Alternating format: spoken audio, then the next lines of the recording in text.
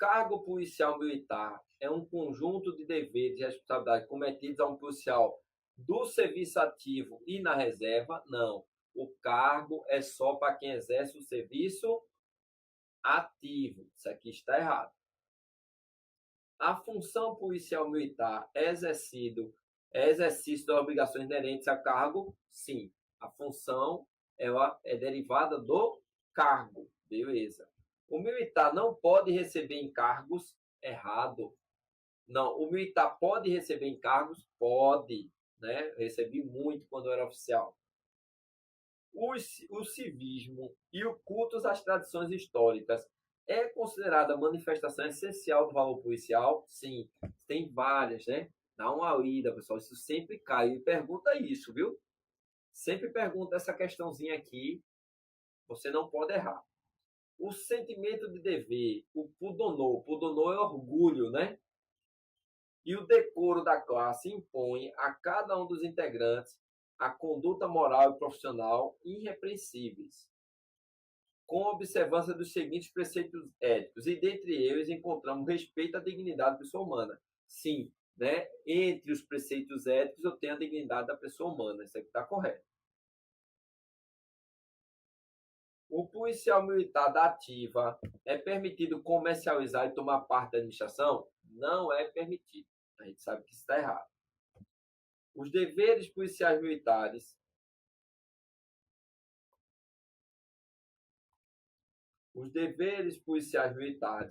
emanam de vínculos racionais e morais que ligam o policial militar à comunidade e à sua segurança, compreendendo essencialmente, e dentre eles encontramos a disciplina e o respeito à hierarquia.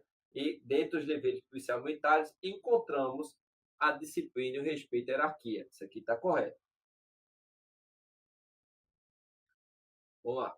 O comando é a soma de autoridades, deveres e responsabilidades de que o policial militar é investido legalmente quando conduz homens ou dirige a organização policial militar, certo? Aí vincula-se ao grau hierárquico, é uma prerrogativa impessoal, beleza? Cujo exercício o policial militar se define e se caracteriza como chefe, beleza? Vocês estão notando que eu estou repetindo de novo o estatuto, agora em formato de questões, de certo e errado. Vocês têm que fazer isso. O oficial é preparado para o exercício da carreira para o comando, certo? Os subtenentes auxiliam e complementam atividades oficiais, quer no adestramento e emprego de meios, quer na instrução e administração. Ok. Os cabos e soldados não são essencialmente elementos de execução. Errado. A gente sabe que eles são elementos de execução. Tudo bem? Em um jantar foram servidas 2 opções de carne, boi e frango. Sabe-se que no jantar havia 65 pessoas. Então, 65 pessoas era o total. Beleza. Dos quais 40 comeram carne de boi. 20 comeram carne de frango. E 10 não comeram nenhuma das carnes. 10 não comeram nenhuma das 2 carnes. Então, quantas pessoas comeram carne de boi, mas não comeram carne de frango? Então, vamos na calma de novo. Você vai desenhar 2 diagramas. O diagrama aqui da carne de boi. CB, carne bovina, né? Vai desenhar o diagrama da carne de frango, CF. E você sabe que tem gente do lado de fora aqui, tem um conjunto tá do lado de fora, que é a galera que não gosta de nenhuma dessas 2 carnes. Estou desenhando aqui essa caixinha só para representar. Então, quem não gosta de nenhuma dessas 2 carnes são 10 pessoas. Ó. Nenhuma das 2. Aí aqui é diferente, por quê? Você não tem quantos gostam de carne de boi e carne de frango ao mesmo tempo. Então, fazendo de forma tradicional, vou fazer aqui da tradicional, depois eu mostro outra maneira, você chama de X aqui, você não sabe quantos gostam dos dois, né? Aí, quando você for analisar aqui, ó, essa parte azul aqui é carne bovina. Já tem X contando. Se o total é 40, então aqui vai ser 40 menos X. Mesma coisa, essa parte aqui é carne de frango. Já tem X contando. Então, essa parte aqui é o quê? 20 é o total, já tem x contando 20 menos x. Beleza? Então, assim dá certo, né? Você vai fazer a equação agora, né? Você vai somar tudo, né? Ou seja, vamos somar. Tudo que está nos conjuntos e fora. 40 menos x, mais 20 menos x, mais o 10 que está do lado de fora, tem que dar o total de pessoas que foram servidas, né? Que são 65 pessoas que ele falou lá no enunciado. Menos x morre com x, menos x mais x dá zero. 40 mais 20, 60, com 10, 70. Então fica 70 menos x igual a 65. O x só pode dar 5, né? Porque 70 menos 5 dá 65, né? Se quiser fazer a continha, 70, o 65 passa para cá, menos 65. E o menos x passa para cá como x. 70 menos 65 igual a 5. Então, 5 igual a x ou x igual a 5? É a mesma coisa, né? Aí ele não quer. Aí a pessoa marca a letra A e erra, né? É o conselho que eu sempre dou. Sempre lê a pergunta para tu não errar besteira. Ó, quantas pessoas comeram carne de boi, mas não comeram carne de frango? Então ele quer o quê? Ele quer essa parte aqui, ó. Só carne de boi, porque comeu carne de boi, mas não comeu carne de frango. Porque esse X aqui comeu carne de boi, mas também comeu carne de frango. Então isso aqui que ele está falando, em outras palavras, é somente carne de boi. Então só você saber, o X a gente acabou de achar, que é 5 aqui, ó. Aqui é 40 menos X. 40 menos 5 dá 35. Era justamente o que ele queria. Letra D. Se quiser achar o outro, ó, carne de frango é 20 menos X, que é 5. 20 menos 5 dá 15. Aí dá certo também, tá? Outra maneira de fazer rápido isso é o seguinte. É você somar tudo. Um exemplo, carne de boi é 40, carne de frango é 20, e lá de fora são 10, que não gosta de nenhum. Somando tudo, dá 70. Beleza. Mas o total é 65. Porque teve um excesso. Esse excesso é a interseção. Esse excesso é a interseção. É umzinho para baixo. Interseção é umzinho para baixo. Então é interseção. Essa parte que está no meio. Então o excesso foi quanto? Esse excesso foi 70 menos 65. Porque tinha 65. Como é que está 70? Porque passou. Passou quanto? 5. Então é justamente o que a gente achou aqui. Ó. Aí acharia também assim, né? Mas assim, fazendo por equação também de boa, tanto faz, tá?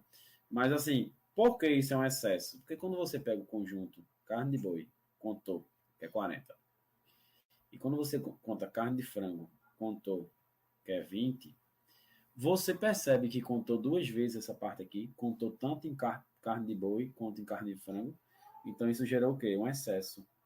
Então isso que foi a mais é justamente o excesso que é a interseção. É 5, tá? É outra maneira de você perceber esse tipo de questão. Tranquilo? Então fica a dica aí.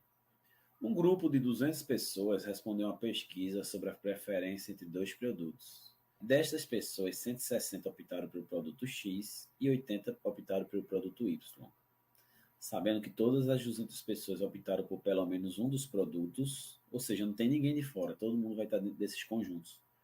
Qual foi a porcentagem das pessoas que optou apenas por X? Então, na calma. Tem 200 pessoas, 160 optou por X, 80 optou por Y. Então, vamos montar? Tu vai desenhar aqui o X, vai desenhar aqui o Y.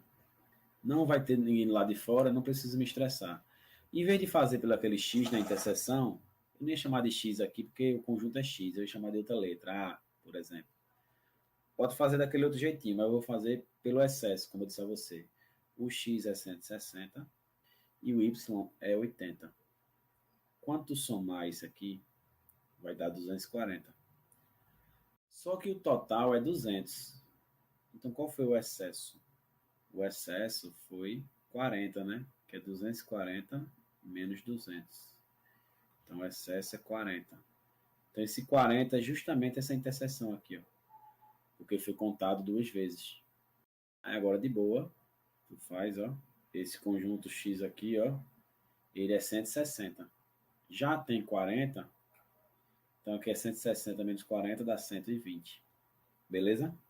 Conjunto Y aqui, ele todinho é 80. Já tem 40, 80 menos 40 dá 40. E se você quiser conferir, ó, 120 com 40, 160, com 40, 200. Tem que dar as 200 pessoas, né?